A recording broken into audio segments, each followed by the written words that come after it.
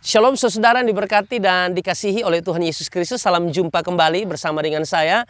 Dan kali ini saudara, saya ingin membagikan renungan firman Tuhan. Saya sedang berada di salah satu tempat di Rote Selatan. Kami sedang berada di Rote Selatan di KK bersama dengan tim. Kami sedang melayani di sini dalam kebaktian kebangunan rohani selama 2 hari. Ini malam yang kedua dan besok kami akan pulang.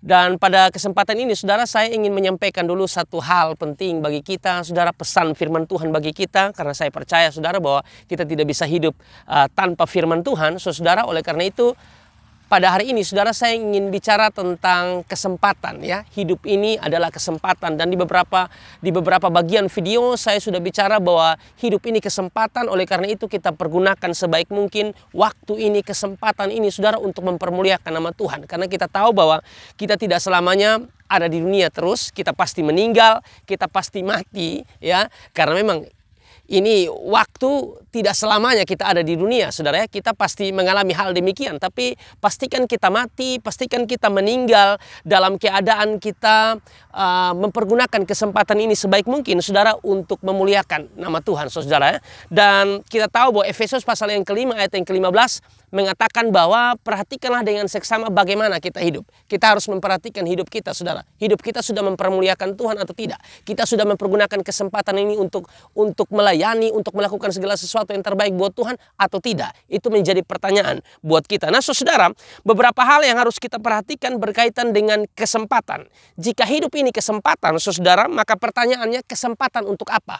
Yang pertama yang saya mau sampaikan kepada saudara adalah kesempatan yang pertama yang perlu kita perhatikan adalah hidup dalam pertobatan, saudara, ya. Hidup dalam pertobatan, hidup dalam percaya kepada Tuhan, saudara, sebagai juru selamat kehidupan kita. Karena kita tahu bersama, saudara, bahwa kalau bicara tentang keselamatan, keselamatan hanya ada di dalam Yesus. Di luar Yesus tidak ada keselamatan. Oleh karena itu, selama kita dikasih kesempatan dari Tuhan untuk kita, hiduplah dalam pertobatan, hiduplah dalam percaya kepada Yesus. Karena Alkitab mengatakan, Yohanes 3 ayat yang ke-16, karena begitu besar kasih Allah akan dunia ini, sehingga ia mengaruniakan anaknya yang tunggal, supaya setiap orang yang percaya kepadanya, percaya kepada Yesus, tidak binasa, melainkan beroleh hidup yang kekal.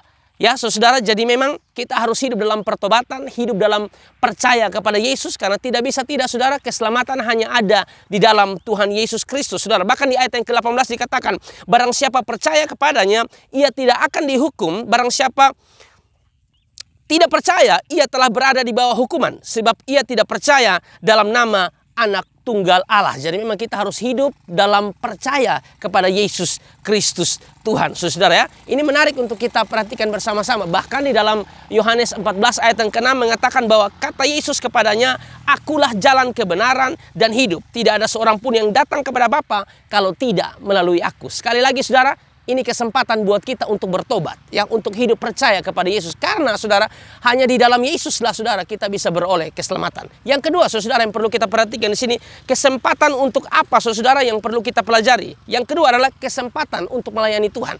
Ya, kalau kita sudah bertobat, ya, kalau kita sudah memberi diri untuk Tuhan, buktinya atau bukti dari orang yang mengasihi Tuhan, saudara, harus melayani Tuhan, saudara. Karena itu yang Tuhan inginkan dalam hidup kita. Kita harus hidup melayani Tuhan selama masih ada kesempatan. Bukankah waktu Yesus menyembuhkan orang buta sejak lahirnya, Yesus mengatakan, saudara, di dalam Yohanes 9 ayat yang ke-4 bahwa kita harus mengerjakan pekerjaan Dia yang mengutus aku selama masih siang, selama masih ada kesempatan. Jadi selama masih ada kesempatan, mari kita melayani Tuhan, saudara. Karena akan datang malam di mana tidak ada seorang pun yang dapat bekerja. Ini menarik, saudara, karena tugas melayani pekerjaan Tuhan ini bukan tugas pendeta. Ini tugas semua kita yang percaya, yang percaya kepada Tuhan, yang memberi diri kepada Yesus. Kita orang-orang yang harus melayani Tuhan, menjadi saksi Kristus, menyatakan bahwa Tuhan kita, Tuhan yang ajaib, Tuhan yang dahsyat, Tuhan yang layak dipuji, Tuhan yang layak disembah. Kita harus ceritakan, dimulailah dari keluarga kita masing-masing. Amin, saudara.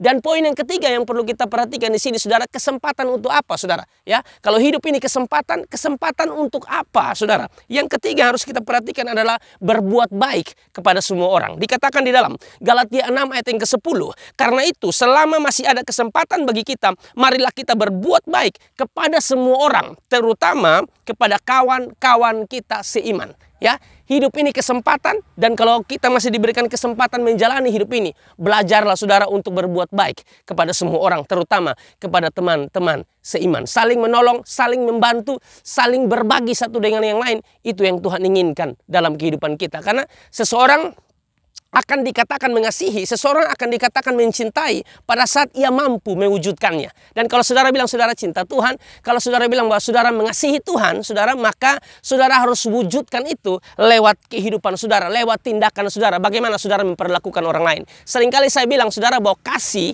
tanpa kepedulian terhadap sesama hanyalah teori. Oleh karena itu saudara, tunjukkanlah kasihmu sebagai bentuk saudara memanfaatkan kesempatan kehidupan ini saudara untuk kemuliaan nama Tuhan. 3 poin menarik.